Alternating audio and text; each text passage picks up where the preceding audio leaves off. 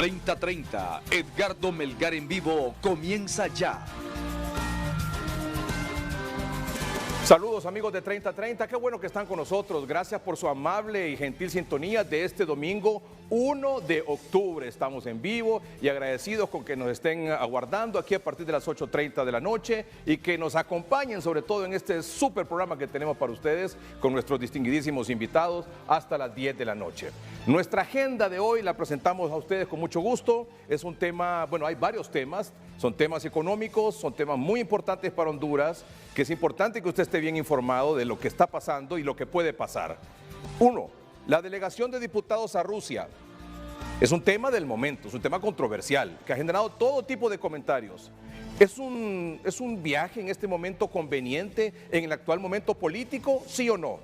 Además, el acuerdo del gobierno de Honduras con el Fondo Monetario Internacional. Hoy vamos a hablar claramente de lo bueno y lo malo. También, la gran pregunta, se ha hablado mucho, unos dicen que sí, otros dicen que no. ¿Habrá devaluación de la empira con respecto al dólar? ¿Apoya el Fondo Monetario Internacional la ley de justicia tributaria? ¿Aprueba el Fondo Monetario Internacional más préstamos del Banco Central de Honduras al gobierno de la República? Otro tema importante, la Agencia de Calificación de Riesgo en Servicios Financieros, la Standard & Poor's, ha cambiado la perspectiva de Honduras, que estaba en negativa, la ha pasado a estable. ¿Qué significa eso? ¿Cuál es el mensaje, sobre todo a los inversionistas, que está dando Standard & Poor's, esta agencia de calificación estadounidense de riesgo en servicios financieros? Y además, la gran pregunta esta noche, y nuestros invitados tendrán la respuesta. ¿Honduras accederá a los fondos de la cuenta del milenio, que son, ya sabe usted, son fondos de un programa impulsado por Estados Unidos para ayudar a contribuir a aliviar la pobreza, a combatir la pobreza, promover la educación y la salud en países pobres? Esta es la agenda que tenemos para ustedes esta noche, amables televidentes. Y nuestros 4 distinguidos invitados para hablar sobre ese tema. Desde Estados Unidos nos acompaña vía Zoom el analista económico don Roberto Lagos. Don Roberto, buenas noches. No, buenas noches, licenciado Edgardo Melgar, y muy buenas noches a sus invitados también. Muchas gracias. Y aquí en el estudio nos acompañan, les agradezco mucho, de izquierda a derecha, don Marcio Sierra, es el señor presidente de la Comisión Nacional de Bancos y Seguros. Don Marcio, gracias por estar aquí. Buenas noches a todo el pueblo hondureño.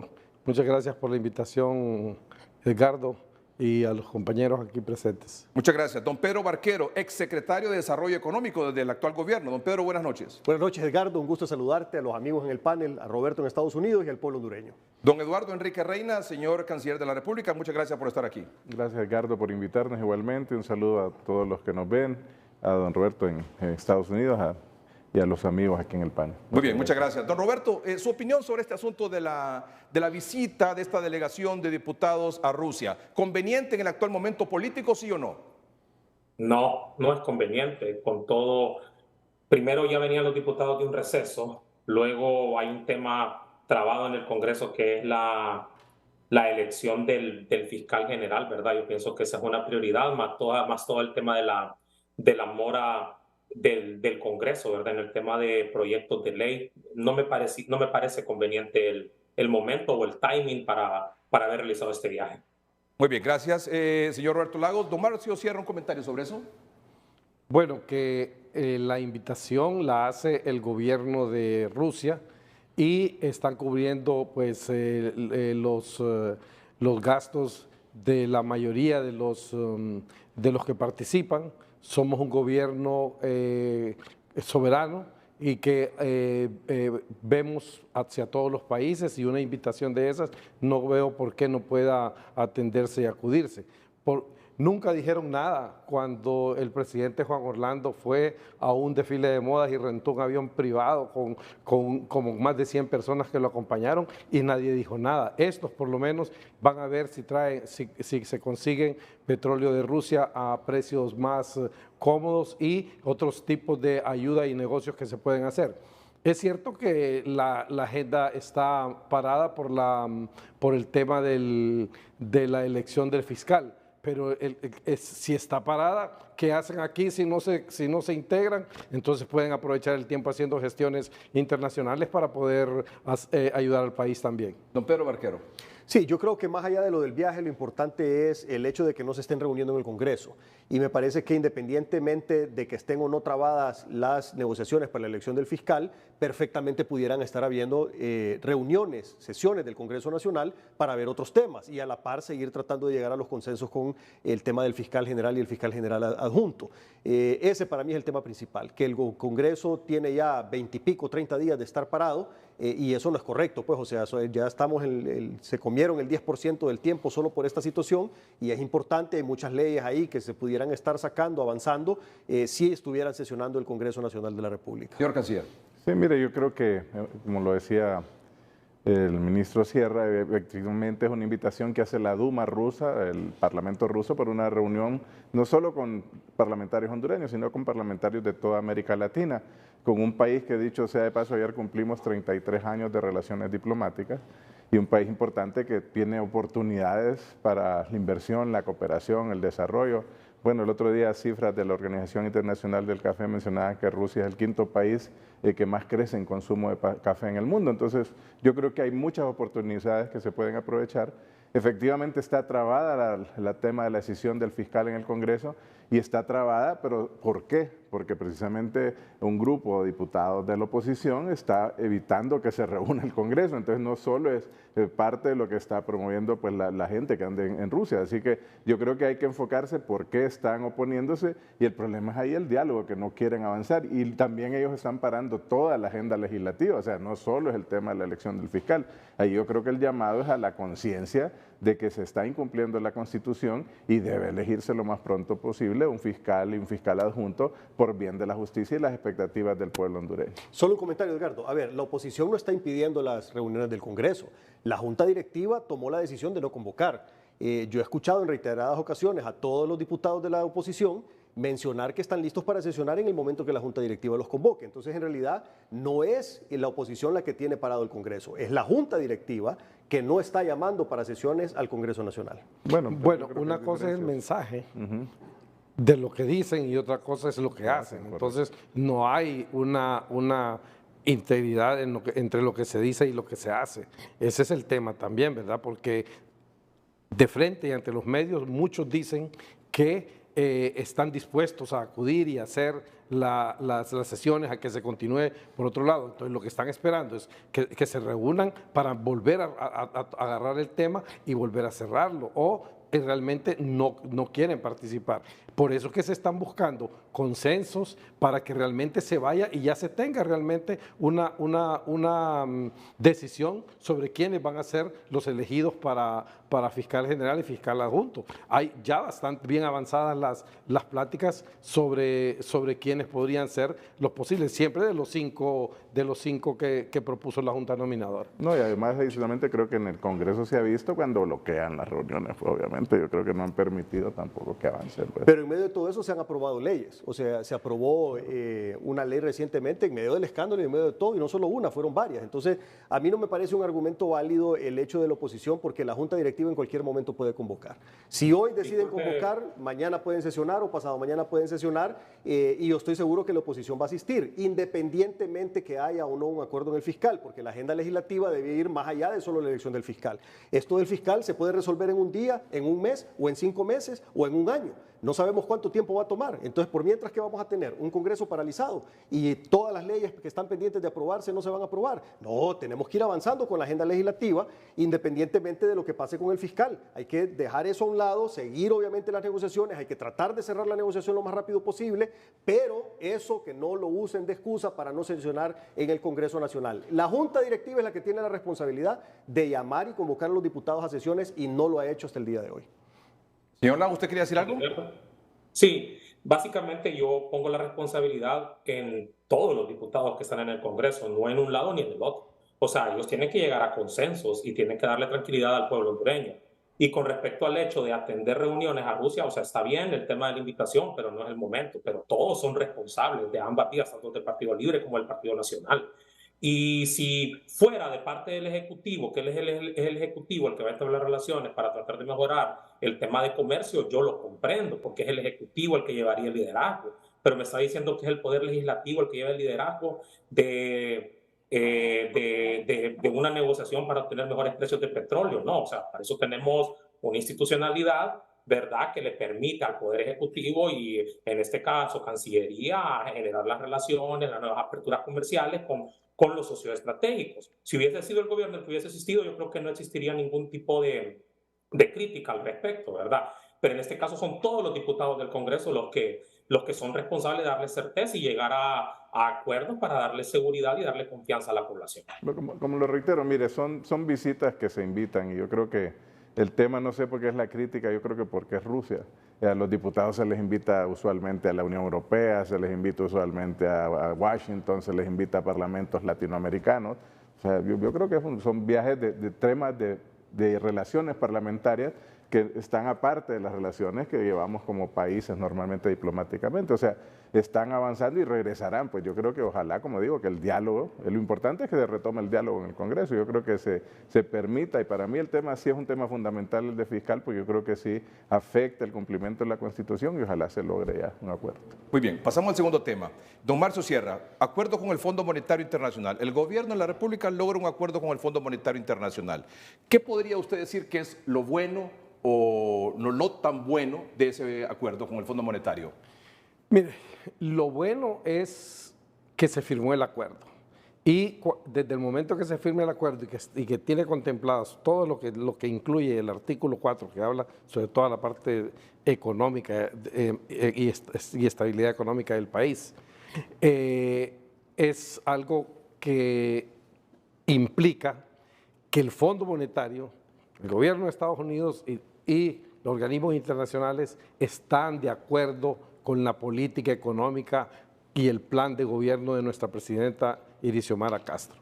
Ya desde ese punto de vista es lo más importante. ¿Por qué? Porque vamos en una comunión para llevar a cabo las cosas que están planteadas en nuestro plan de gobierno.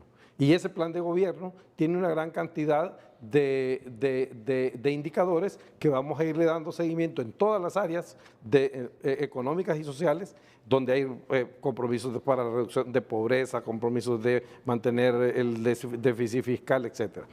En ese sentido, la mayor parte de los puntos son favorables para el país. Nos costó mucho llegar a consensos con el equipo del Fondo Monetario.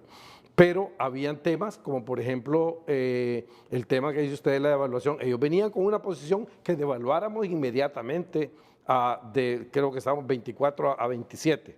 Y nosotros nos opusimos rotundamente que no íbamos a devaluar. ¿Y qué pasa? Que el gobierno, que lo que quedó ahí no es que no haya una devaluación, sino que hay un mercado de oferta y demanda y se va a las ¿cómo se llama? A las subastas, y entonces ahí puede haber una diferencia de precios de subir y bajar. Sin embargo, el valor de la moneda no está con un valor fijo, y eso quiere decir de que puede variar hacia arriba y hacia abajo, pero nosotros no estamos comprometidos dentro del acuerdo. No hay un renglón donde diga que nosotros estamos comprometidos. Ahí hay un tema que precisamente lo mencionó Roberto, que habla sobre competitividad. Pero competitividad no quiere decir bajar, puede ser bajar y subir. O sea, puede ser competitivo. ¿Qué es ser competitivo? Pues hay que analizarlo en el momento. Usted destaca entonces que el acuerdo con el Fondo Monetario Internacional es que el Fondo Monetario respalda las políticas económicas del actual gobierno. Así es. Ese es ¿Y que esto garantiza una estabilidad económica? Y aparte de eso, si usted ve que garantiza la estabilidad económica y que inmediatamente después de que firmamos con el fondo o de que ya se salió el estudio, el dictamen o la opinión de los técnicos, el riesgo país bajó considerablemente. ¿Eso qué quiere decir? Una confianza de los demás países y de todos hacia el país para poder venir a invertir. Ahora es cuestión de tiempo. Acuérdense que encontramos un país completamente destruido en todos los aspectos. No había, el presupuesto estaba orientado para otro tipo de situaciones, no estaba orientado para lo que nosotros, para el enfoque social de la presidenta Xiomara Castro. Tuvimos que hacerlo de nuevo, tuvimos que comenzar con la recuperación de la caja única del gobierno. El gobierno tenía fondos pero distribuidos en un montón de bancos privados donde ellos contrataban directamente y hacían lo que querían con los fondos. Ese fue el foco de corrupción más grande de toda de la historia que hemos tenido, adjudicación directa. Recuperar el tema de hacer los concursos públicos para la ejecución de los proyectos. Eso nos toma tiempo, nos ha retrasado y aparte de eso habían desmantelado lo que es la Oficina Normativa de Compras y Contrataciones del Estado. Entonces todo eso toma tiempo. Ya este año estamos empezando a rendir frutos. El próximo año va a ser completamente mucho mejor la ejecución del presupuesto. Señor Lagos, su opinión, el Acuerdo Fondo Monetario Internacional, ¿está de acuerdo con lo que ha planteado don Marcio Sierra, con lo que destaca don Marcio Sierra? Parcialmente. La primera etapa es que sí destaco la firma del acuerdo. Yo creo que lo he dicho en muchas ocasiones, en la cual es positivo para el país. Pero ¿por qué es positivo? Y cuando uno lee y cuando uno lee el acuerdo completo, ¿verdad? Y yo me enfoco más en la parte macroeconómica específicamente, me doy cuenta de varias cosas. El fondo hace una descripción y una síntesis muy precisa de las políticas monetarias y fiscales que el gobierno está implementando a la fecha, ¿verdad? En ese sentido, la fijación de la tasa de política monetaria se toca y dice cómo tiene baja transmisión en la economía. El tema del uso de reservas internacionales para apoyar el presupuesto lo destacan como algo negativo. Y adicionalmente, el tema de utilizar el manejo del sistema de divisas que se está haciendo hasta la fecha, ¿verdad? Se tiene que regresar a los temas de manejo de inflación, ¿verdad? Perfeccionamiento de lo que se llama la política monetaria.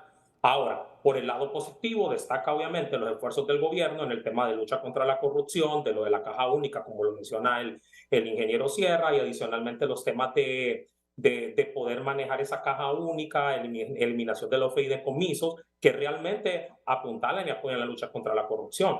Eso estuvo bien realizado. Lo que no estuvo bien realizado fueron las decisiones, y en este tema no compete tanto ni al señor embajador ni al presidente de la Comisión Nacional de Banco Seguro las decisiones de manejo de política monetaria ni de política fiscal. Eso le competen a las autoridades coordinadoras de gabinete. Y se tomaron malas decisiones que lo que hicieron fue enlentecer la ruta de crecimiento del país. Si no observemos cuáles son las proyecciones de crecimiento que tiene para este año el Fondo Monetario. Sí, es cierto, hay un entorno internacional difícil, pero es de 2.9%. La inversión en este segundo trimestre, ¿verdad? A junio de 2023 se cayó en aproximadamente 24.5% la formación bruta de capital, ¿verdad? Entonces hay una caída importante de inversión, hay un crecimiento lento, el crecimiento promedio solo va a ser de 3.6, la inflación todavía no regresa a bajar de 4, pero es debido a malas políticas, malas prácticas de política monetaria y política fiscal que se llevaron a cabo. Momentito. Entonces, en este sentido, sí, es bueno tener el acuerdo con el fondo porque va a corregir esos malos equilibrios y va a enrutar el camino en la ruta correcta. Es cierto que el gobierno encontró en pésimas condiciones el país en el tema de lucha contra la corrupción, de Estado de Derecho, lo tenemos que reconocer todo, pero lo que nosotros esperamos con ellos es que ese acuerdo con el fondo se cumpla, pero tenemos que reconocer la crítica de que el fondo nos dice, ¿saben qué, señores? Estos temas que ustedes estaban queriendo manejar lo estaban haciendo mal. Pero perdón que lo interrumpa, porque quiero ir al punto que mencionaba don Marcio Sierra, que se me adelantó, que era la siguiente pregunta, si habrá devaluación, sí o no, como parte del acuerdo con el Fondo Monetario Internacional. Entiendo, don Roberto Lagos, que su tesis es de que sí. Sí, claramente, sí se dará, y en el sentido, la devaluación será de aproximadamente un lempira en los próximos 2 años. Yo no sé cuáles fueron los márgenes de negociación, pero usted los puede revisar cuando usted toma las proyecciones, ¿verdad? Que son proyecciones que realiza el Banco Central en conjunto con el Fondo Monetario de cuáles son las proyecciones de PIB nominal, ¿verdad? Y en lempiras y PIB nominal en dólares. Y un punto más, revise Standard & Poor's. Standard & Poor's en su evaluación del día de ayer, creo que lo sacaron, establece la variable tipo de cambio y muestra cómo se va a llevar a cabo la devaluación para los próximos años. Esa gráfica que está aquí en pantalla dice tipo de cambio al cierre del año. Entonces, Sí. por ejemplo, dice aquí para el año 2020, estamos en 2023, a final de año debería estar a 25 lempiras con 10 centavos. A finales Sí. de 2024 a 25 lempiras con 50 centavos. A finales del 25 a 25 lempiras con 90 centavos. Y a finales de 2026 a 26 lempiras con 30 centavos. ¿Esa es la proyección?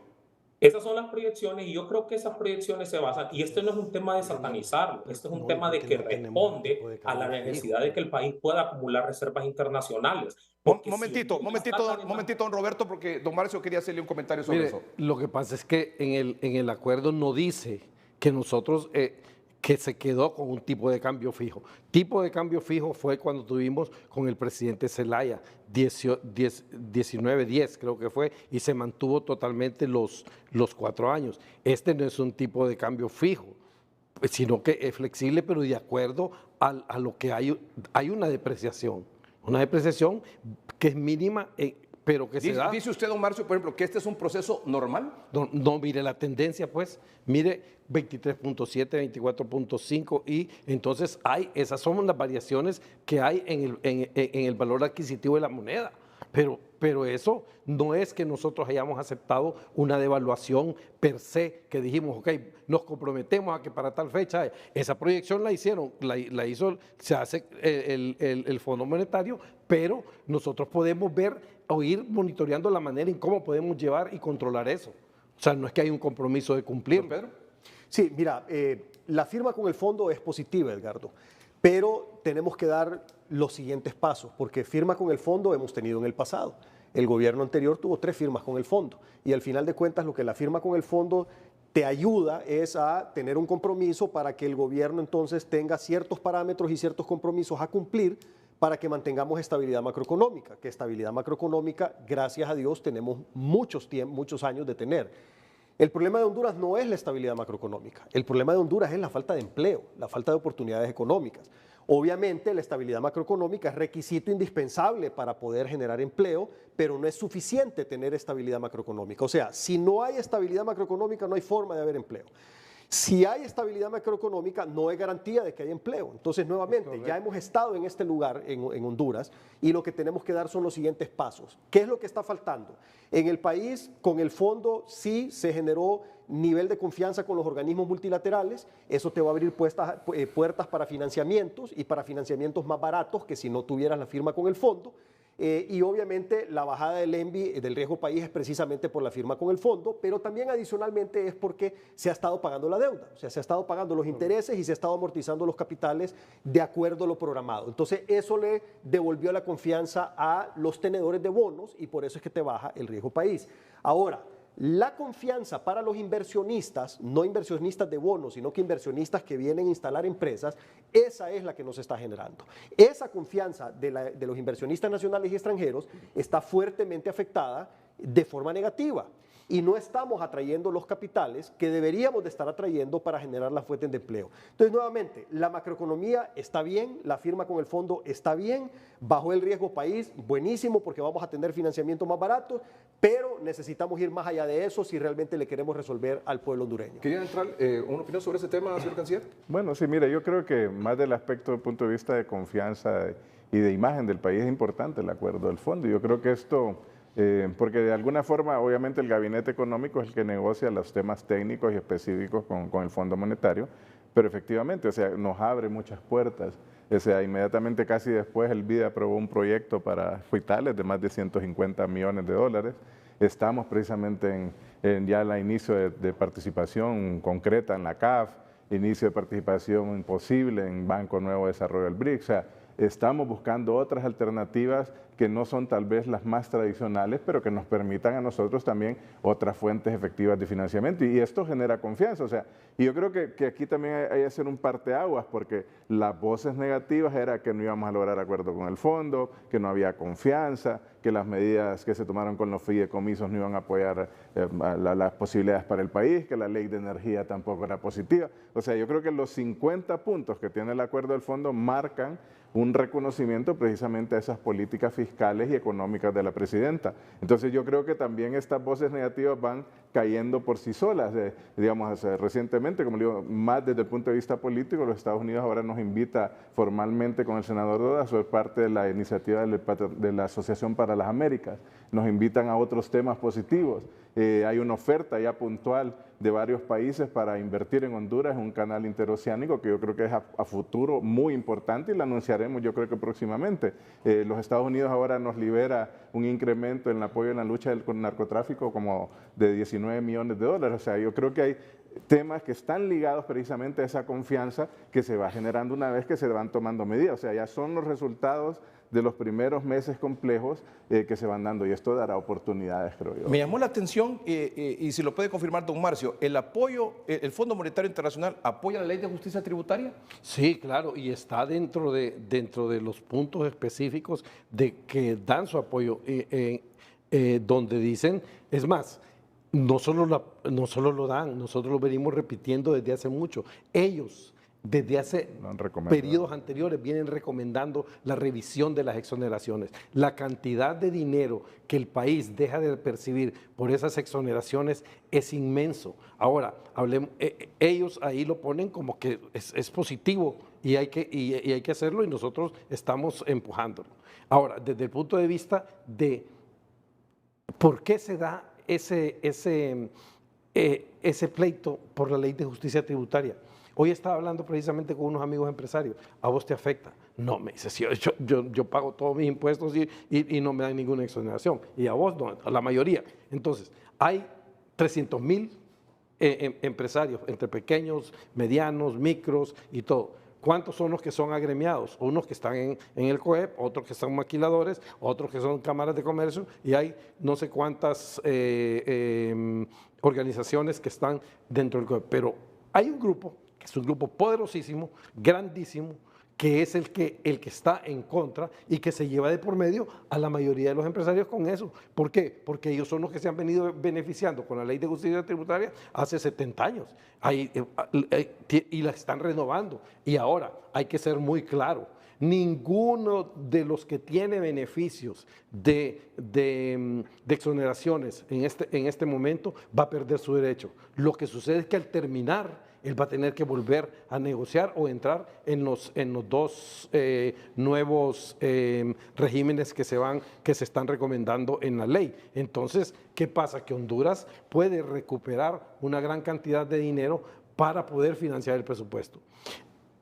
El tema ahí, cuando platicamos, es que si tú te fijas, Edgardo, la deuda del país hay que pagar ahorita este año 56,000 millones de lempiras en el año solo por servicio de la deuda. Luego pagas casi 90,000 millones de lempiras en sueldos y salarios. Son casi 140,000 millones que son aproximadamente los ingresos fiscales del país. No queda nada para flexibilidad presupuestaria. Entonces Honduras tiene que recurrir a más deuda para financiar proyectos de inversión, para poder generar empleo, para poder generar negocios y hacer que la economía crezca, porque la inversión pública es la que empuja la inversión privada, es la que jala la inversión privada y hace que crezca. ¿Qué sucede? Que con lo que pagamos nosotros en un año ahorita de deuda, de servicio de la deuda, pagábamos en el 2009 la deuda total de todo el país. Endeudaron el país en 17,000 millones de lempiras adicionales y no se de dólares adicionales, no se construyó una tan sola escuela y no se construyó un tan solo hospital. Entonces, todo eso nos toca a nosotros, que no podemos venir con una varita mágica en un año ya tener resuelto todo esto. Es un proceso que nos va tocando, pero realmente vamos en el camino correcto. Señor Lagos, sobre ese tema. No, el fondo es claro y sí, o sea, apoya la ley de justicia tributaria. Es clarísimo en el comunicado del Fondo Monetario que sí, el fondo apoya la ley de justicia tributaria. Ahora, lo que se deberá hacer es que el gobierno, tanto con el sector privado, tiene que llegar a un tema de acuerdo, ¿verdad?, en este tema para poder lograr tanto. Si el gobierno cuenta con el apoyo del fondo, debe mostrar el análisis de impacto de la ley. Muy bien. Para mí eso es lo más importante. Y les voy a explicar por qué, y este es el punto clave. El fondo establece como uno de sus criterios que la ley debe estar aprobada en diciembre de 2023. Y cuando nosotros observamos las proyecciones macroeconómicas que el fondo hace con respecto, y es el fondo con el gobierno, porque esas las decidieron juntos, ¿verdad?, vemos una tasa de crecimiento del Producto Interno Bruto de aproximadamente 3.4% y vemos una caída de la inversión privada y del ahorro privado en ambos, o sea, la tendencia es hacia la baja durante los próximos años. Entonces, sería importante que no se siga radicalizando la discusión por parte de los funcionarios del gobierno, y en este caso me refiero al ministro de la SAR, a la ministra de Finanzas, ¿verdad? Y que puedan llegar a un acuerdo con el sector privado, ¿verdad? Y que puedan mostrar tanto el gobierno cuáles son sus racionales de acuerdo a lo discutido con el fondo para poder impulsar esta ley de justicia tributaria, es decir, el análisis de impacto. Pero recordemos, el tema de poder tener finanzas públicas sanas no solo viene por el lado de los ingresos, viene también por el lado del gasto, ¿verdad? Entonces, y recordemos que tanto el tema de deuda como lo describe el ingeniero Sierra, el comisionado Sierra, es importante, pero también el tema del gasto corriente es sumamente rígido en el país, ¿verdad? Entonces, ¿cómo se pueden resolver esos dos elementos a la vez? Es importante. ¿Y cómo se puede ser más eficiente con el uso del presupuesto para poder generar más crecimiento? Porque a la fecha, en estos 2 primeros años, al menos lo que va de ejecución, de ejecución del presupuesto público, la ejecución ha sido muy baja. Entonces, esos son como los elementos a colación que se tienen que traer a la discusión. Pero en efecto, tal como lo describe el ingeniero Sierra, sí, el Fondo Monetario apoya la ley de justicia tributaria. Sobre ese tema, don Pedro. Sí, mira, el hecho de que el Fondo Monetario Internacional apoye una medida no quiere decir que sea correcta. En el pasado, el Fondo Monetario apoyó medidas de políticas públicas del gobierno anterior que no fueron correctas. Y en su momento las apoyó, y no solo las apoyó, las alababa también. Y también decía que qué maravilloso iba el país, el Fondo Monetario nos informe. Entonces, eso no es garantía de absolutamente nada. Los impactos que tiene esa ley tributaria son más el perjuicio que el beneficio. Yo creo que todos los hondureños estamos de acuerdo en que se tienen que eliminar los abusos, pero esta ley no solo elimina los abusos y elimina la competitividad. Entonces esta ley tiene que ser ajustada para asegurarse que solo elimine los abusos y que no elimine la competitividad. A todos los empresarios. Hay gente que dice, a mí no me afecta porque no estoy exonerado. Bueno, a mí no me afecta tampoco esa ley, porque no me afecta pues en el sentido de que no me quita nada de beneficios que pudiera tener, pero indirectamente sí nos beneficia a todos. Mira, aquí tengo un cuadro, qué suerte que lo pude encontrar, de cuál es la derrama económica solo de las industrias que están en Soli. Aquí no estamos metiendo todos los regímenes especiales, pero son 80,000, no sé si pueden acercar la cámara. ¿Cuál cámara? Esta. Ok, entonces, son 80, me voy a acercar yo un poco para ver si la puedes captar mejor, pero son 80,000 millones de lempiras, 80,000 millones de lempiras de derrama económica. Si mal no recuerdo, porque no estoy viendo la pantalla, pero son como 30,000 millones de lempiras en sueldos y salarios, después son, a ver, déjame ver, son como 30,000 millones de lempiras en proveedores locales, que la mayoría son MIPYMES, y 18,000 millones de lempiras en servicios. Y eso incluye rentas de alquileres, servicios de MIPYMES, servicios públicos, etc. Entonces, una derrama de 80,000 millones de lempiras en el año 2022, si la dejamos de tener, obviamente que nos va a afectar a todos los demás 300,000 empresarios, aunque no estemos directamente afectados por eso. Pero esos 80,000 millones de lempiras que tienen en derrama económica la Soli, de alguna u otra manera nos termina llegando a los otros 300,000 empresas que estamos en el país. Y otro tema también importante, si en el país tenés mezclado trigo con cizaña, entonces agarremos la cizaña, quitemos la cizaña y esa cizaña bótenla, quémenla, métanla preso, hagan lo que quieran, pero no corten el trigo. Con esta ley lo que están haciendo es que están llevándose con un machete el trigo y la cizaña por igual. Y ese ha sido el punto precisamente. Es una enorme mejora de oportunidad que se tiene y ojalá que en el Congreso tomen esa oportunidad de mejorar esa ley y de asegurarse que solo elimine los abusos, pero que no elimine la competitividad. Y otro tema importante también, hay que generarle las expectativas reales a la población. Las exoneraciones, si mal no recuerdo porque no pude encontrar ahorita el dato en el iPad, casi un 30%, y Marcio, corregime, son canasta básica, ¿correcto? ¿Verdad? Es casi un tercio de las exoneraciones. Eso no lo vas a poder quitar, porque no le vas a poder cobrar al pueblo hondureño el 15% por los productos de la canasta básica. Sí hay que hacer una revisión de cuáles son los productos que están exonerados, porque no todo lo que está exonerado es canasta básica real. Y para eso ya se está haciendo la encuesta de hábitos de consumo, que lo está haciendo el Banco Central con el INE, para poder definir cuál es la verdadera canasta básica y ahí entonces vamos a poder hacer los cambios en la exoneración de los productos de la canasta básica. Y después, otro montón de exoneraciones son para organizaciones no gubernamentales, para iglesias, que eso pues habría que definir si lo va a querer tocar o no el gobierno. Y una parte menor que las demás son las exoneraciones para el sector privado. Entonces, no es que se va a recuperar esa enorme cantidad de dinero de exoneraciones. Si el año pasado fueron 42.000 millones de lempiras en exoneraciones, lo que le corresponde a la empresa privada es probablemente un 15% de eso. Y de ese 15% son empresas, la mayoría transnacionales, que si les empezás a cobrar impuestos, lo que van a hacer es que se van a ir. Entonces, en realidad, esa medida no te va a mejorar la recaudación, pero sí te va a afectar el atractivo del país para atraer nuevos capitales. Bueno, vamos a un corte comercial. ¿Cuándo regresemos?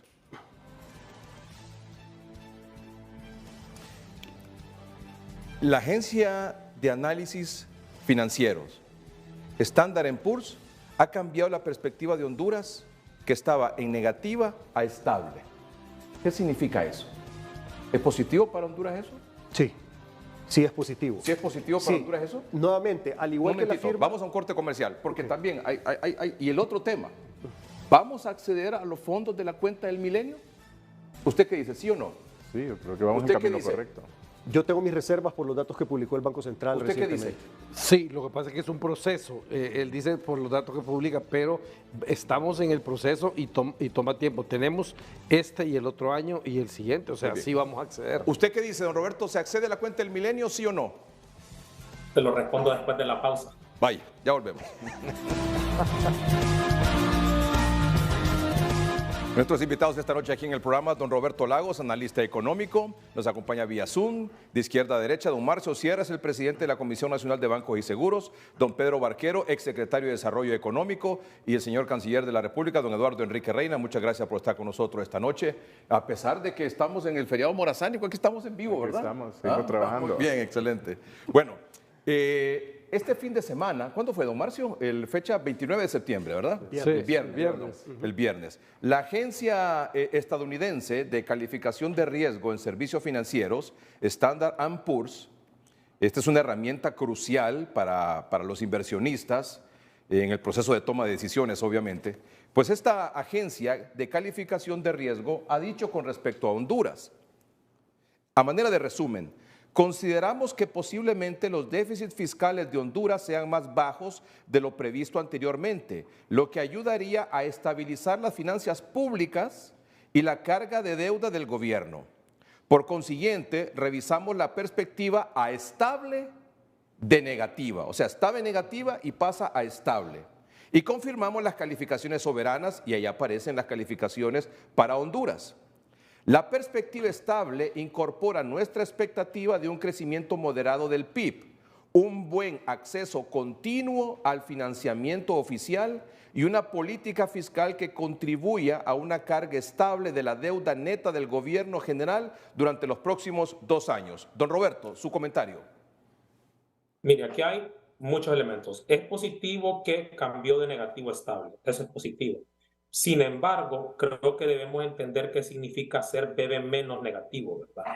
Y creo que yo le mandé una gráfica, ¿verdad? Y era la misma crítica que yo realizaba durante el gobierno del presidente Hernández. Yo no sé si recuerden su programa, yo no sé si tiene la gráfica.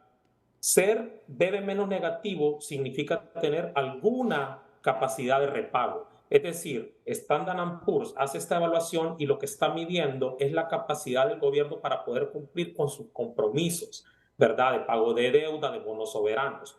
No estamos diciendo con esto que todo es negativo. Lo que destaca Standard & Poor's es que, dado que se dio la firma del acuerdo con el fondo, entonces Honduras puede hacer pago de su deuda, ¿verdad? Ahora, si nosotros observamos, esta calificación ha estado estancada desde el 2017 y por lo tanto lo que el país debería de hacer o la línea que deberíamos de seguir es tratar de cómo progresamos en este indicador, ¿verdad? Para poder llegar a ser categoría de inversión, ¿verdad? Que son básicamente lo que se desea, lo que los inversionistas quieren ver.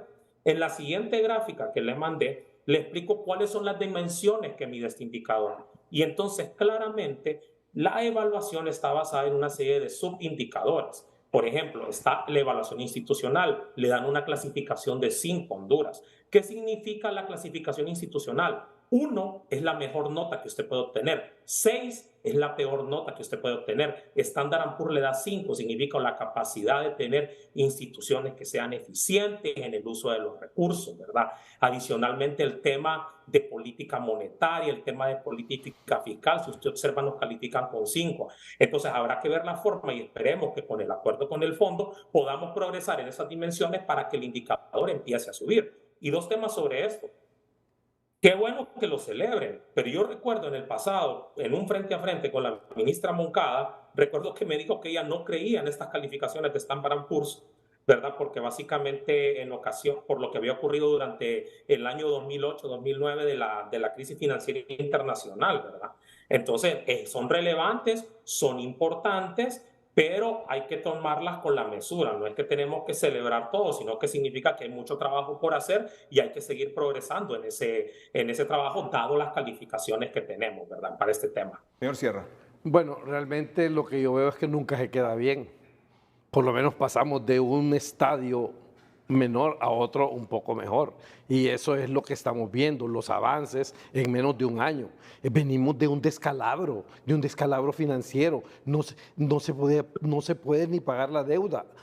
¿Qué se tuvo que hacer el año pasado para poder mover la economía? Porque estos hablan de que el gobierno agarró dinero del Banco Central para financiar el presupuesto. Obviamente que sí, para eso están las reservas internacionales, para que en el momento en que tú necesites dinero, entonces tú puedas tomarlo. Es un padre de familia, se le está muriendo un hijo y tiene una cuenta ahí que solo la puede tocar para alguna cosa, ni modo, la voy a agarrar y voy a pagar. Entonces, el dinero que tomó el Banco Central era porque no se podía, no había dinero en el presupuesto en papel, pero no se podía tocar los dineros de los fideicomisos, los dineros de otros lados, y la administración financiera que le correspondía a la Secretaría de Finanzas estaba en manos de los bancos. Entonces, ese es el tipo de cosas. Entonces, cuando nosotros vemos que avanzamos en algo, todo el mundo critica, aunque avancemos. Si retrocedemos, es peor todavía. Entonces ya no sabemos cómo es que hay que quedar bien con la sociedad y con todos. Pero lo importante es que vamos haciendo pasos seguros y hacia adelante en todos los aspectos. En todos los aspectos pueden ver, y ahí están las evaluaciones. A mí me toca y me corresponde, desde el punto de vista de la asignación que me dio la presidenta, adicional a la Comisión Nacional de Bancos y Seguros, hacer la evaluación de gestión por resultados. Y ves, con lo poco que tienen las instituciones, presupuestariamente, por la rigidez que tiene el presupuesto, logran avanzar. Lo que sí hemos determinado, y que es importante que el pueblo hondureño sepa, es que lo que se hace institucionalmente no es suficiente para cubrir el déficit en el desarrollo que tiene el país. Lo que se deja de hacer es tan grande que se ve que lo que hacen las instituciones queda completamente contrarrestado.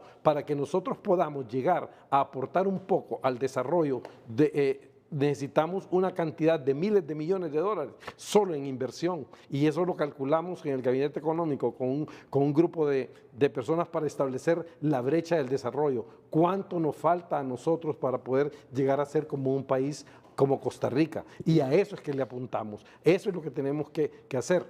Pedro tiene razón en muchas observaciones. ¿Cuál es la salida? La salida para esto es generar empleo, la reducción de la pobreza. No sabemos cuánto es realmente, cuánto ha bajado la pobreza todavía, porque se está haciendo la encuesta, porque el dinero para la encuesta que tenía el BID se lo robaron. No se hizo encuesta de hogares en el periodo anterior. Entonces, hay muchas cosas que tenemos que verlas y hay que ser más justo. O sea, si pasamos de BB menos a B, ya es un avance. Pasamos, dice, de negativo a estable. A estable, ya es un avance. ¿Y este es un mensaje para los inversionistas extranjeros para que puedan venir a Honduras? Sí, ahí lo dice exactamente la descripción. Ahora bien, que falta mucho por hacer, estamos totalmente de acuerdo. Falta mucho por hacer y para eso estamos. O sea, este gobierno, la presidenta me lo dijo a mí el otro día que estaba en Nueva York, me dice, mira Marcio, este gobierno es un gobierno de transición, apenas ordenemos el estamento institucional, apenas ordenemos la estabilidad jurídica, arreglemos lo que es la parte de los derechos de las personas, eso, la seguridad un poco, educación un poco, es un gobierno de transición, dejar los estamentos para poder continuar en una vía de mejoramiento y desarrollo. Señor Barquero. Sí, mira, yo pienso que en efecto el cambio es positivo, o sea, la calificación se mantiene igual, pero la perspectiva cambia una gradita y eso obviamente es positivo. Esto te genera también mejor ambiente con el tema de la colocación de bonos y todo eso y te puede ayudar con la imagen para los organismos internacionales y el financiamiento. Pero nuevamente, a mí no me preocupa la parte macroeconómica porque ahí siento que vamos bien. A mí no me preocupa la relación con los organismos multilaterales porque ahí vamos bien. No me preocupa tampoco que dentro de poco vayamos a hacer emisiones de bonos y todo eso porque creo que con lo que se ha hecho vas a colocar a un precio razonable dada la realidad nacional. Lo que sí me preocupa es la falta de empleo y la falta de atracción de inversionistas, no de tenedores de bonos, sino que de inversionistas que vengan a meter plata en el país para generar empleo. Y a mí me llama la atención, por ejemplo, las cosas que están pasando en El Salvador. En El Salvador, si ustedes se fijan, ¿qué cámara me puede ayudar ahí? Esta misma. Okay. Entonces, en El Salvador, por ejemplo, hace poco, Nayib Bukele invitó al emir de Qatar para que llegara a explorar posibilidades de inversión. Luego tenemos que Intel anunció una inversión de 1.2 billones de dólares en Costa Rica. Luego tenemos también en El Salvador que Google llegó a instalar ahí su operación regional en El Salvador, Google. Luego tenemos Forbes anunciando que son 28 nuevas empresas las que están llegando a Costa Rica. Y lamentablemente en Honduras, bueno, aquí está hoy el presidente de Bukele, creo que esto fue hoy o el viernes, con el presidente de Samsung de América Latina, para ver si llega a invertir también Samsung a El Salvador. Y lamentablemente lo que tenemos en Honduras es que empresas están cerrando y se están yendo del país. Bueno, yo creo que esto es importante. Eso hay que... Esto es importante, a eso voy a explicar. Eso hay que explicárselo a la gente razones. porque parece que le están echando la culpa al gobierno. En parte y es sí. cuestión de demanda. En parte sí, te explico por qué. Marcio tiene razón. Hay una parte de los empleos que se están perdiendo en la zona norte que es por la caída de la demanda en Estados Unidos. En Estados Unidos se sobreestoquearon las empresas y eso ha provocado que las órdenes bajen. Pero esa no es la única razón, ese es el factor externo. Internamente hay factores que están provocando eso. ¿Y por qué te lo digo? Porque hablando con algunos dueños de estas empresas y con algunos miembros de juntas directivas de estas empresas que están fuera de Honduras, ellos lo que me dicen es, mira, yo estoy reduciendo X porcentaje de los trabajadores en mi organización a nivel mundial, pero hay parte del trabajo de Honduras que me lo estoy llevando a otro lado. O sea, hay puestos de trabajo que se están perdiendo en Honduras, que se están llevando a Bangladesh, que se están llevando a República Dominicana y que se están llevando a Guatemala. ¿Por qué? Y eso es lo que es importante reflexionar el por qué. Primero, por los mensajes equivocados de algunos funcionarios del gobierno. Hay funcionarios del gobierno, y aquí no incluyo ni a Marcio ni a Quique, pero sí hay funcionarios del gobierno que pasan en campaña en contra de la empresa privada, con mensajes de odio, con campañas de odio, y eso lo único que hace es generar mal ambiente para la inversión. Eso lo único que hace es que genera preocupación en estos inversionistas, y como tienen inversiones en muchas partes del mundo, para ellos es bien fácil decir, hey, salgamos de Honduras y enfoquémonos más a crecer en Bangladesh o en República Dominicana. Entonces, eso es algo, un reto que tiene el gobierno. Controlar los mensajes que salen de algunos funcionarios y asegurarse que todos los funcionarios saquen el mensaje correcto que nos ayude a traer inversión y no que ahuyente los capitales. Y luego, obviamente, está la preocupación también por la falta de políticas públicas para poder atender este problema. Los trabajadores, los sindicatos, las centrales obreras tienen meses de estar pidiéndole al gobierno que se instale una mesa anticrisis conformada por el gobierno, los trabajadores y la empresa privada. No han sido atendidos. El Consejo Hondureño de la Empresa Privada tiene meses de estar pidiendo un pacto por el empleo. Tampoco han sido atendidos. El mismo Partido Liberal, y no hablo de mi partido, estoy hablando de otro partido para que no digan que estoy haciendo campaña para mi partido, hizo un llamado a un diálogo también, que querían ver entre otros el tema de la situación del empleo. Tampoco ha sido atendido. Entonces, nuevamente, positivo lo del fondo, positivo lo de Standard & Poor's, la macroeconomía no me preocupa, relación con organismos multilaterales no me preocupa, conseguir financiamiento no me preocupa porque la van a conseguir, pero el empleo sí me preocupa, porque no veo que se estén tomando acciones claras como sí lo están haciendo con la otra parte. La parte macro, la parte del financiamiento, la parte del fondo, la parte de la calificación, se mira el trabajo. En la parte del empleo no se mira. Pero esas cosas que usted dice que son positivas y estas cuestiones con los organismos internacionales, ¿ayudan a la generación de empleo? Es que son dos cosas diferentes, son dos tipos diferentes de confianza. ¿Ayudan a traer al inversionista para Honduras? A ver, hay dos tipos de inversionistas. Están los inversionistas de bonos o los tenedores de bonos y están los inversionistas que llegan a instalar una operación industrial o de lo que sea en el país. Entonces, lo que se ha hecho hasta ahorita genera confianza con los inversionistas de bonos, sí. ¿Genera confianza con los inversionistas que van a venir a generar empleo en el país? No. Entonces, esa parte es la que hay que trabajar porque es la parte en donde estamos renqueando como país y no se mira ninguna estrategia clara de cómo atender ese problema. Y es urgente que lo atendamos ya porque el pueblo hondureño necesita una solución ya. Y no estoy diciendo que, que hay maneras de que ya le vamos a dar trabajo a todos los... No, pero obviamente que estemos perdiendo puestos de trabajo es un retroceso. Nosotros deberíamos de estar avanzando, aunque sea con pasos chiquitos, pero estar avanzando. Y no lo estamos haciendo en materia del empleo, como sí lo estamos haciendo en temas macroeconómicos. Bueno, mire, yo creo que hay que ver esto desde el punto de vista, yo creo que global y sobre todo también con Centroamérica. Fíjense, por ejemplo, se habla de El Salvador y sin querer entrar en discusiones internas, El Salvador solo crece 2.5 o 2.4% hace años. O sea, su economía está casi en recesión. O sea, y las relaciones que habla Pedro con el presidente de Samsung, yo me he reunido, han venido a Honduras, con los presidentes de Huawei. O sea, hay varias empresas de los chinos. Recientemente yo recibí una empresa en la parte textil que va a invertir cerca de 800 millones en Choloma. Obviamente hay un tema internacional complejo, un ambiente agresivo en tema de recesión, de compras, de stocks, la guerra en Ucrania. O sea, hay una variedad de temas que están complicando las cosas.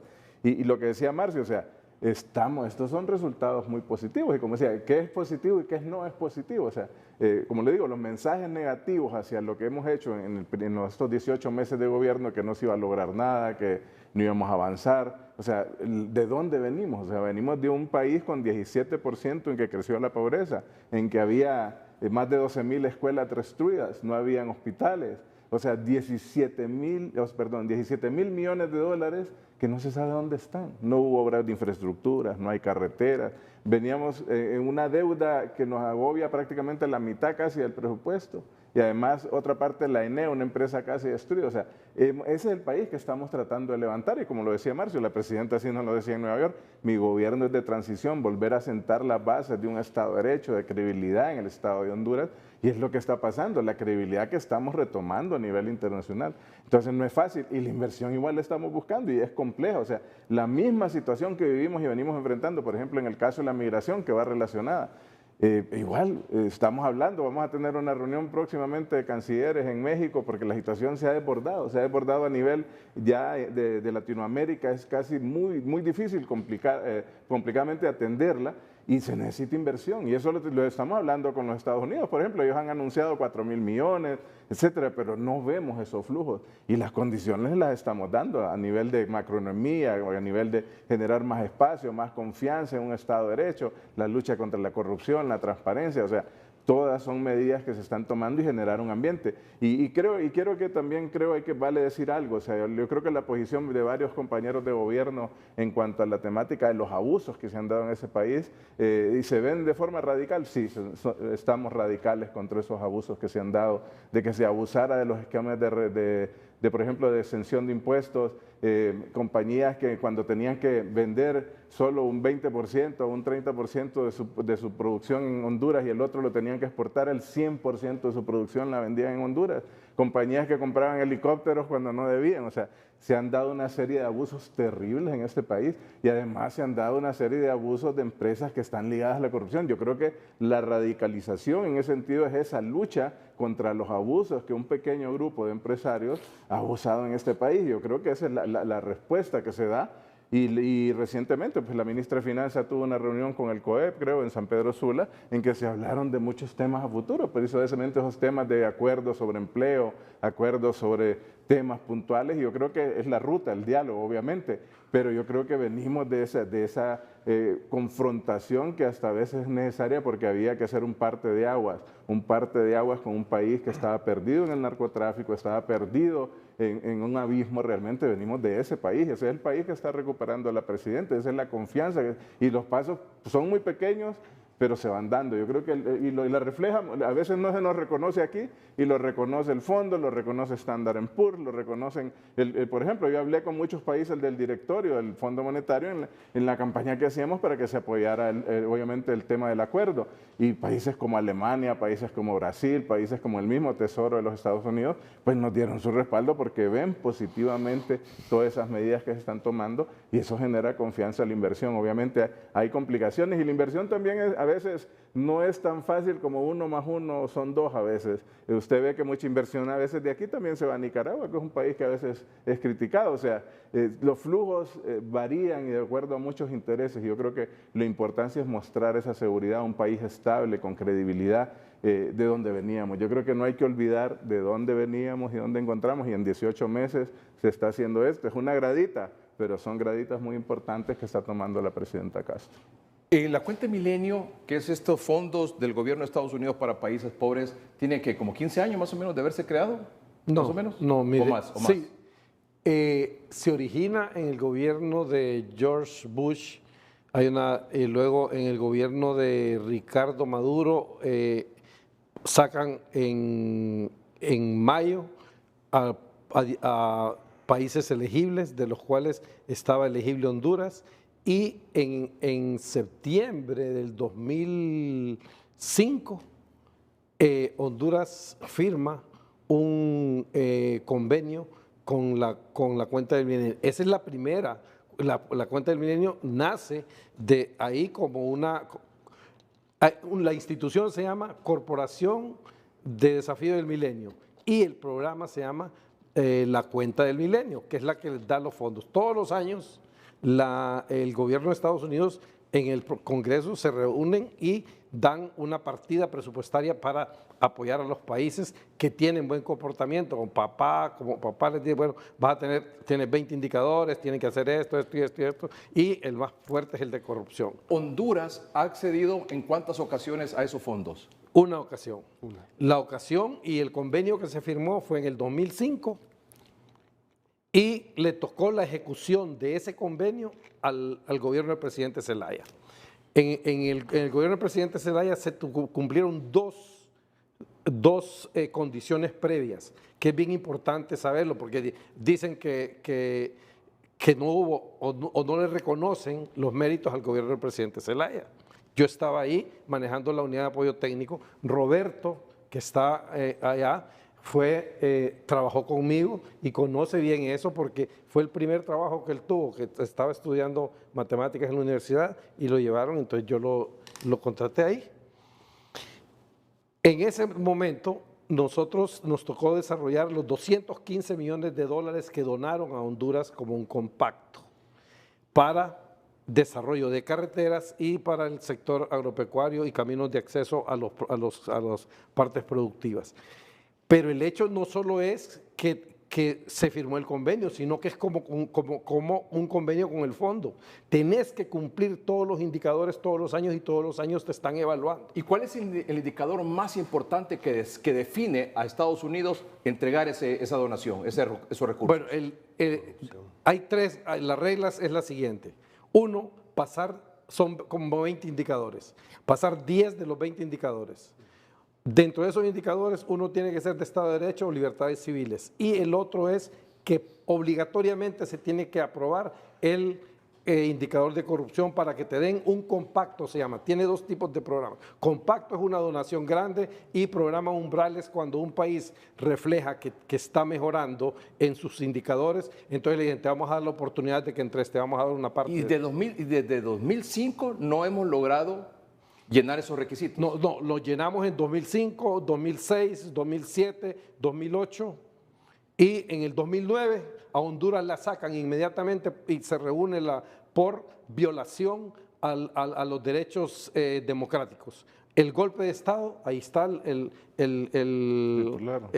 statement que dieron y sacan a Honduras. ¿Qué pasó? Para terminar los fondos de ejecución, le quitaron la administración al gobierno de Honduras y lo manejó directamente el Banco Mundial, terminaron la carretera supervisada por ellos y haciendo los pagos directamente el Banco Mundial a los proveedores y a los constructores.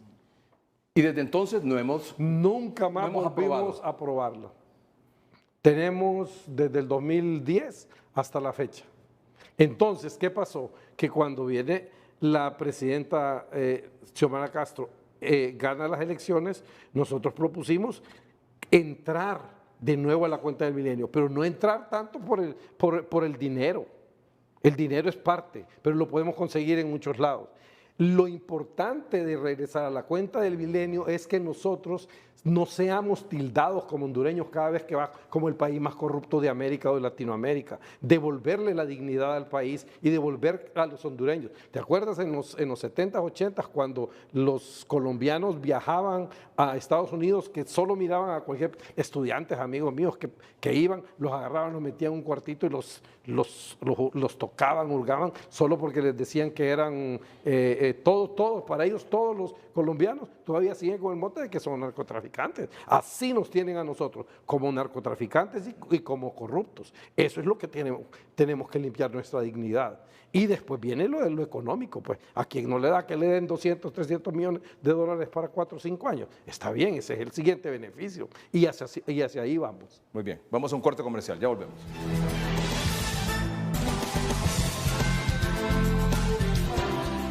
9 de la noche con 39 minutos. Estamos en vivo. Gracias a nuestros 4 distinguidos invitados por estar esta noche aquí. Hemos recibido infinidad de comentarios felicitando la participación de nuestros invitados y los temas desarrollados que estamos desarrollando, que ellos están desarrollando esta noche. Así que les agradezco mucho, sobre todo a nuestros amables televidentes que están en su casa a esta hora, 9 con 40 minutos, presenciando el programa de esta noche. Don Roberto Lagos, la cuenta del milenio, su opinión.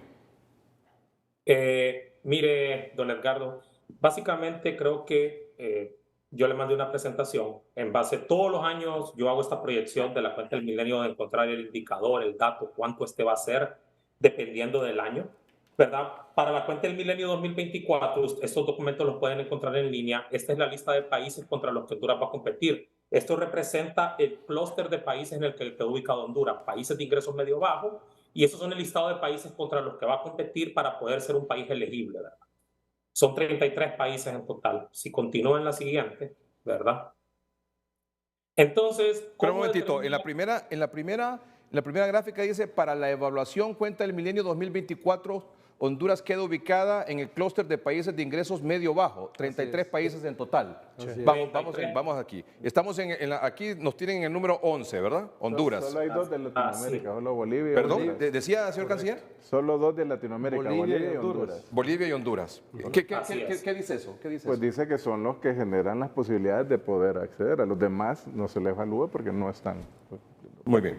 O sea, de América Latina, solo Bolivia y Honduras tienen posibilidades de acceder a la cuenta del milenio para... En ese rango de países de ingreso medio bajo. Ah, de medio bajo.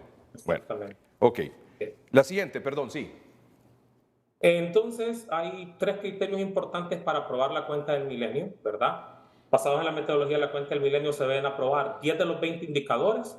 Se deben aprobar el indicador de derechos políticos o libertades civiles, que puedo anunciar que la presidenta Xiomara Castro, el gobierno de la presidenta Xiomara Castro los ha aprobado, ¿verdad? Y se tiene que aprobar el indicador de corrupción, que ha sido la barrera para poder obtener la cuenta del milenio, ¿verdad?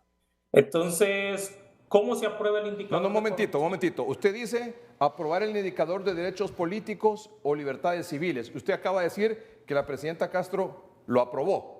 Lo aprobó, eso. Ajá, pero un momentito. ¿Y el de aprobar el indicador de corrupción, este gobierno lo aprueba o lo desaprueba? Para allá vamos. Si le da la siguiente slide para que la ciudadanía entienda a qué es lo que me refiero. Okay. ¿Cómo se aprueba? Básicamente se compara el dato de corrupción de Honduras con los datos del Banco Mundial que ya están publicados, ¿verdad? Y esto tiene que ser mayor que 50%, que es la mediana, ¿verdad?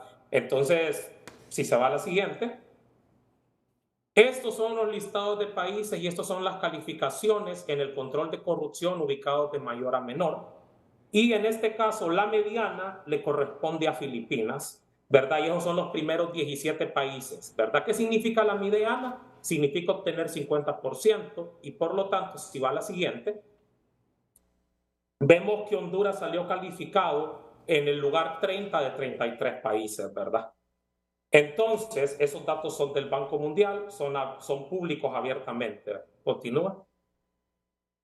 Con respecto a esto y con respecto a esa evaluación de 33 países, Honduras obtendría una calificación entre 7 y 10%, si aprueba con 50%, ¿verdad? Según la metodología de la cuenta del milenio, Honduras no puede ser país elegible porque no aprueba el indicador de corrupción. Y complica, y aquí viene ya la parte política que la dominan las autoridades, que tendrán que entrar al diálogo político para tratar de establecer los criterios para que la cuenta del milenio los deje entrar al programa mundial. Y un tema más, si va a la siguiente.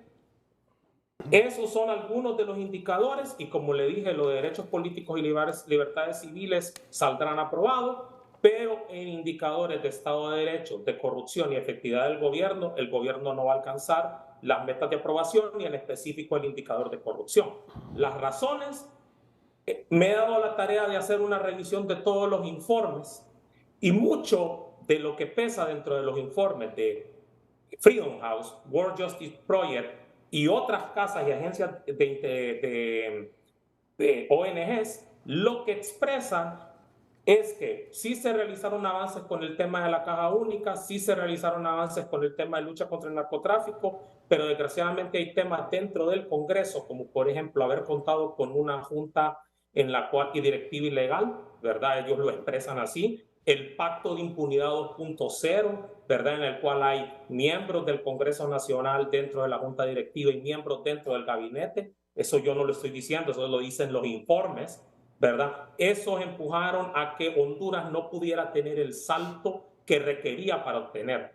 Y, por tanto, una de las recomendaciones para que se pueda dar el salto y se pueda obtener y se pueda regresar es aprobar la CICI a la brevedad, porque eso sería lo que podría garantizar obtener el salto, porque esto no solo es qué tanto avance el país individualmente, es qué tanto avance el país con respecto a los demás países.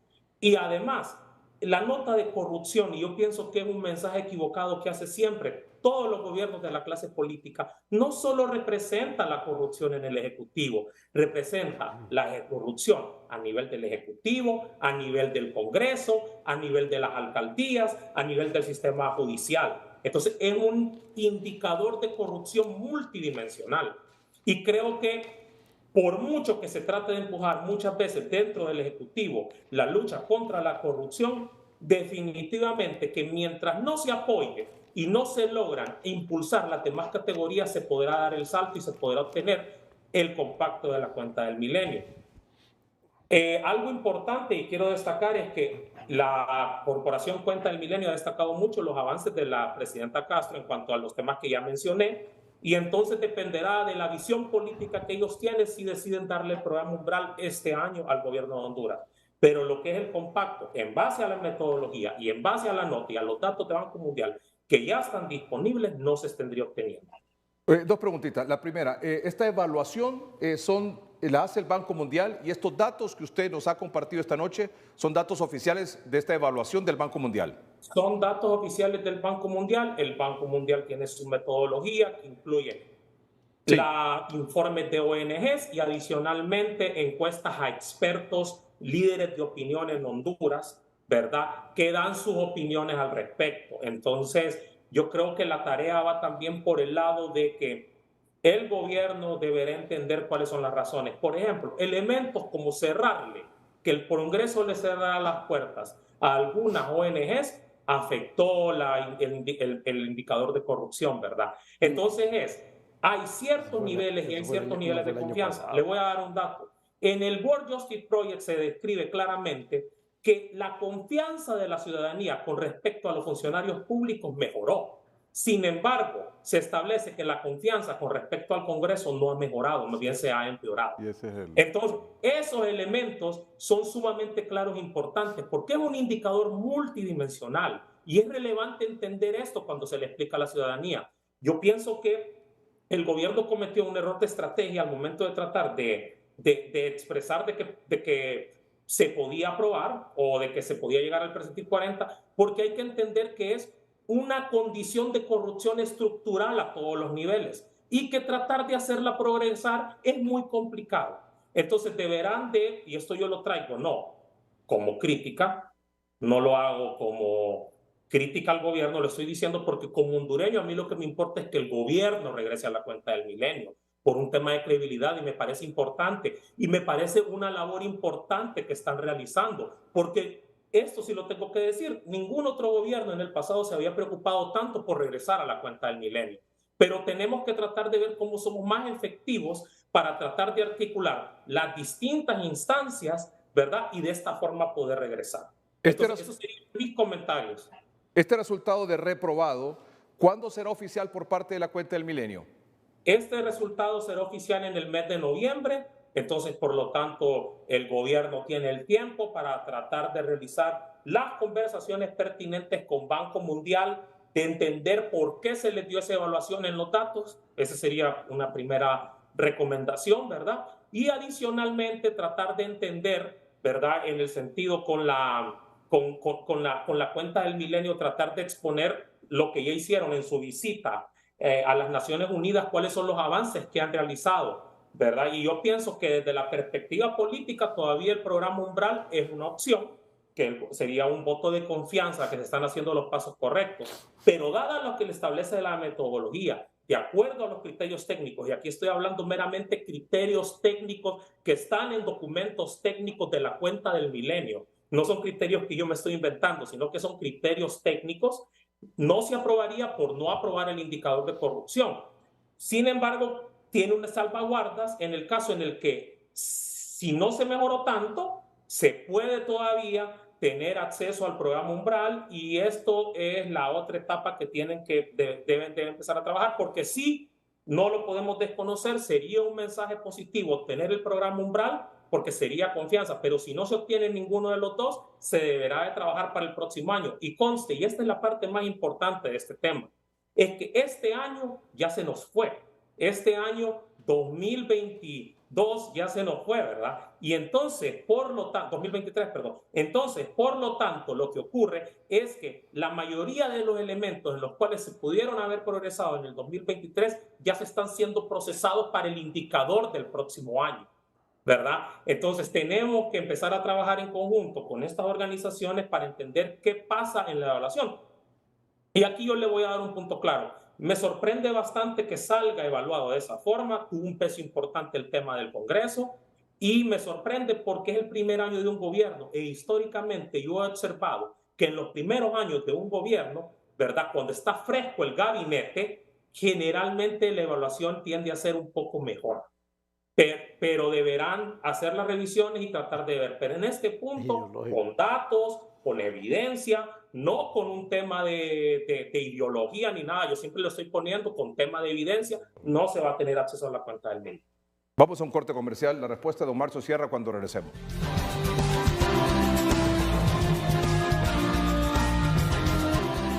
Don Marcio Sierra, su versión sobre este tema. Bueno, yo felicito a Roberto por el excelente análisis que ha hecho. Se nota que ha estudiado a detalle los componentes. Poca gente realmente conoce este tema.